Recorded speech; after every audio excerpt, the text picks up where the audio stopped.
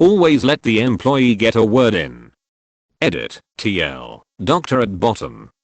A couple years ago I was working in a discount clothing store, the kinda store that would have their own brands who looked like popular expensive brands for a fraction of the cost. Now do this, we had low staff numbers, high staff turnover and archaic machines that ran on Windows 94. This also meant that we would have to do all price changes by hand, and that the scan tags on the clothing didn't work half the time, including sales which happened pretty much 24/7 there. Instead we would have to figure out what the low poly image on the computer was, or try and scour the store to see if we had an item. On to the malicious compliance. We were a big target for tourists as most of our shirts were cheap and had Canada written in big letters on them. Due to this, I would frequently get the bizarre barters who would bring up 50 shirts to the counter and ask because they are buying all these $5 for $10 shirts can they get some for free. After which you'd tell them no, they'd buy 5 and leave the other 45 for you to fold. But we had one guy that took the cake. We were having a huge blowout sale happening to get rid of our overstock on a type of shirt that didn't sell well, and they were being marked down to 10 for $5. The company really wanted them gone to the point we were told to throw them on for free. However, like I said, we had to do price downs by hand and due to company policy could not give them the deal until the sale adjustment was complete. So this guy walks in all bombastic sizing me and my only other co-worker up while in his cheap polyester suit wanting to buy around 20 shirts off of the problem shirt rack. Only problem is we haven't priced them down due to lack of materials and time. Busy day, so they still read $5 each, still a pretty good price for a shirt. He slams down the shirts. We greet him with the salesman smile plastered to our face. Go on about is this everything ECT when he cuts us off. He demands that we shut up and take his money so he get out of, and I quote, this stank ass mall. Of course, me being a decent person, I try to point out the new sale, and I was even going to honor it despite the lack of manners, but he wouldn't have it and said, don't feed me your salesman BS, I just want my shirts and I want to leave. Is that too hard for your thick head to understand? So in classic malicious compliance, I ring up the shirts, take his card and carefully tell him, and write on his receipt no refunds. We couldn't do this on sale items anyways, and as all items are on sale all the time we could never take any items back. I enjoyed his face where after the fact I put the 10 for $5 sign up on the rack he just purchased. He tried to fight it, but ultimately lost after security dragged him out for trying to throw a punch at me in anger. This one stuck out, but man did this sort of stuff happen all the time at that store. Thankfully I've moved on from that job and now have a comfy spot at another store with great bosses, co-workers and a functioning automatic price system. TL, Doctor, rude guy doesn't let me tell him about a sale for the items he's buying and ends up getting dragged out by security for trying to assault me. The tale of how I got paid for months to do nothing. Right after school, me and the 3 other students with maximum grades got hired immediately in an airport company. Our job was to run a simulation program in order to train some specialized personnel. The job is quite easy. It's basically a set of exercises or routines to run over and over on the simulator, and it's really, I mean really, well paid for a 18-year first job. The only problem is that the program for the simulation was incredibly clunky and slow and the actual routines had to be prepared on another machine entirely. And the fun part, apparently no one knows precisely how to create this exercises.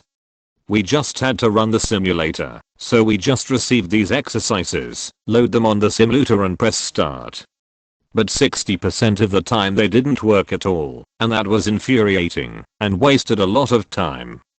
So we, the young smart guys, jumped aboard and decided to help out, actually spending a lot of our free time helping creating these routines and trying to fix the common problems. Well, the percentage of functioning routines jumped up to almost 100% and the simulator ran smoothly for months. My boss at the time was one of the best human being I've ever known, and, surprise to no one, he was promoted. His substitute on the other hand was one of the worst human being I've ever known and surprise to no one, he fucked up. I will just focus on the part that concerns me, but he fucked up all around. One day one of those routines wasn't working out at all, and we just couldn't figure out why. Our boss gets called because half a day has gone wasted already. Instead of trying to help, he jumps at us and start yelling that we are incompetents in front of all the other people. He goes on a long rant which doesn't solve anything, and the training day was called off. Now is when I remembered that my job is to run the simulator, not to create the routines, so malicious compliance kicks in, and well, after that day we just stopped giving a shit. Now every day, if the new exercises comes in and doesn't work, we just send it back and wait for a functioning one, which sometime didn't arrive at all. This happened a lot, and I actually spent literally months at work, being paid to do nothing, using the time studying for university at the workplace.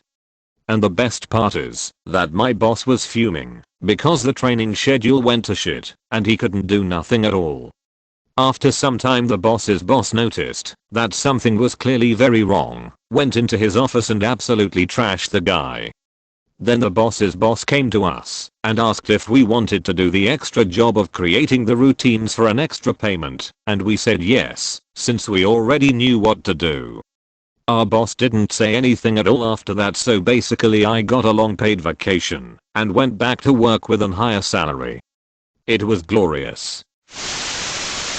Never just do something. Okay, prepare for a million questions. I've had the same job for 2 years now in a flower shop. I've worked with almost the exact same coworkers, done the exact same job, 5 days a week. So I'm pretty confident I can make certain judgment calls on what to do when I'm not faced with 100 unprocessed flowers. Even coming back to work after over 2 months of quarantine barely changed my confidence. My supervisor seemed to disagree. All names changed for privacy. After I had finished making rose bouquets for the floor, there wasn't much else to do other than tying and packing the layers, Hawaiian flower necklace that just came in, or wait for my boss to come back from his meeting to know what else he wanted prepped for the sales floor. Obviously, I started tying layers. My supervisor Cheryl almost immediately stopped me and asked what I was doing. After I responded, she said, "We don't need those yet, so don't do those. Just wait for me to tell you what to do next time, or ask me first before you do anything." Anything? Yes, anything. I shrug, shuffle my feet, and decide to have some fun. I ask her what she needs done, and she wants me to tie a different type of lei. Okay, deal. I tie the layers. "Do you want me to pack these, or do something else?" She looks at me like I'm stupid, then tells me to pack them. "What container do you want them in?" "The same they always go in." Go figure. I pack them.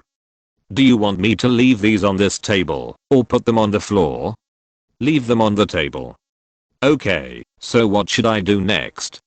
And so on with almost every variety lei we carry.